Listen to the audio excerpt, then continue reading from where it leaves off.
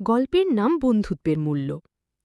একটা গভীর জঙ্গলে অনেক পশুপাখি বাস করত।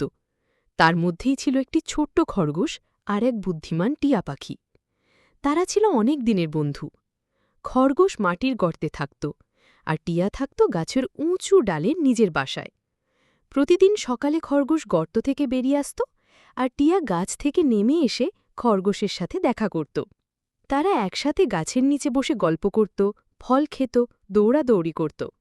কখনো খরগোশ তার মাটির গর্তে টিয়াকে নিয়ে আসত, কখনো টিয়া খরগোশকে নিয়ে যেত উঁচু ডালে বসে আকাশ দেখা করতে। এভাবেই কেটে যাচ্ছিল দিন।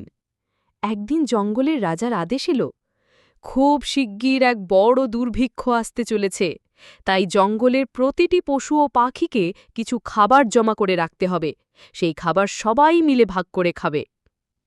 সব পশু পাখি তৎপর হয়ে উঠল। খরগোশ প্রতিদিন একটু একটু করে গাজর, ফল আর বাদাম কুড়িয়ে জমাতে লাগল, কিন্তু টিয়া পাখি কিছুই জমা করল না। খরগোশ তাকে জিজ্ঞাসা করল, তুই কিছু জমাচ্ছিস না কেন বন্ধু? টিয়া একটু গম্ভীর মুখ করে বলল, আমার তো ডানা আছে, আমি উড়ে অন্য জায়গায় চলে যাব, যেখানে খাবার থাকবে, আমাকে কিছু জমা করতে হবে না। খরগোশ একটু কষ্ট পেল, কারণ সে ভাবছিল দুর্যোগে তারা একসাথে থাকবে।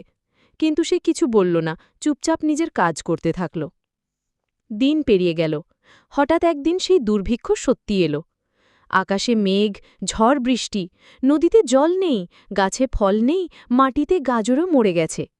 টিয়া উড়ে অনেক দূর পর্যন্ত গিয়ে দেখল কোথাও খাবার নেই, চারদিক শুনশান, খালি গাছ আর শুকনো পাতায় ভরা। সে ক্লান্ত হয়ে পড়ল, না খেয়ে দুর্বল হয়ে পড়ল। শেষ পর্যন্ত সে খরগোশের গর্তের সামনে এসে পড়ল। গলা কাঁপতে কাঁপতে বলল, বন্ধু, আমি ভুল করেছিলাম, তুমি আমার পাশে থাকবে? খরগোশ দরজা খুলে তাকে জড়িয়ে ধরল, বলল, বন্ধুত্ব মানে তো এই বিপদে পাশে থাকা। এসো, আমার কাছে যা আছে আমরা ভাগ করে খাব। টিয়ার চোখে জল চলে এলো।